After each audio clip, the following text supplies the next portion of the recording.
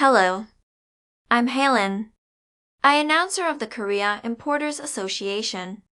From now on, we will look at the import and export trends in December 2021 organized by the Korea Importers Association. What kind of issues did we have in December? Let us first take a look at the contents of the presentation. Firstly, we will look into the main characteristics of imports and export in December. Also, we will check the import performance and trends in December. Korea has achieved the feat of entering an 8th place in world trade. Monthly exports hit new highs again. Export amount recording $60 billion, an increase of 18.3% from the same period of the previous year. Imports also exceeded $60 billion for the first time. As imports increased more rapidly than exports, the trade balance recorded a slight deficit. Now, let's focus a little more on import performance. Imports of intermediate goods and capital goods rose along with the recovery of domestic demand and brisk exports. Imports have continued to increase sharply by 30% for 9 consecutive months since April last year. Let's move on to the current imports by major countries and regions. As you know, the total import amount in December was $60.74 billion. Among them, imports from China were the highest at $11.3 billion. It is 18% of total imports and followed by the Middle East and the ASEAN. The following is the status of major imported items by region. As of December 1st to 25th, the import of major items such as semiconductors and steel has increased overall. It is noteworthy that imports of petroleum products and petrochemical items from the Middle East increased significantly. The increase in unit price and the energy demand in winter were the causes. As mentioned earlier, the trade balance in December recorded a slight deficit. So, what is the factor behind the deficit? There are 2 reasons.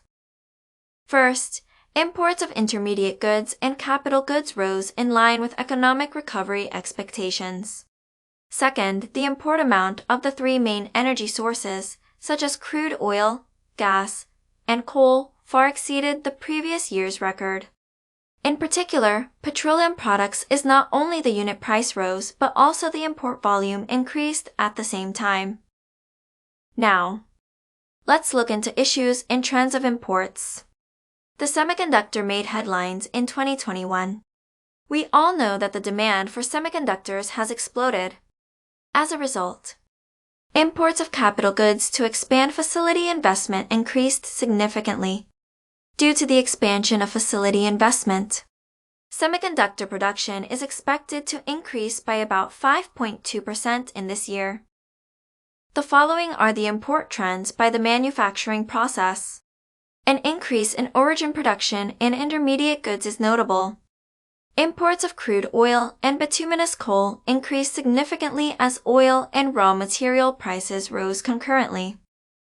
In addition, along with the global economic recovery, Korean industrial production and investment are expanded. Therefore, imports of intermediate goods and capital goods showed a sharp rise. Finally, let's take a look at the most noteworthy part of this month. Imports of the energy sources reached $13 billion. Another thing worth looking at is the rate of increase in the price of energy sources. They rose significantly in unit prices, which had a significant impact on the expansion of energy imports. With this, I would like to wrap up import and export trends reports with the Korea Importers Association. I hope you enjoyed our video. For more import information, please visit our website. In addition, import and export trends reports are available on YouTube at the beginning of every month. Please don't forget to check it out. Best wishes for a successful and rewarding year. Thank you.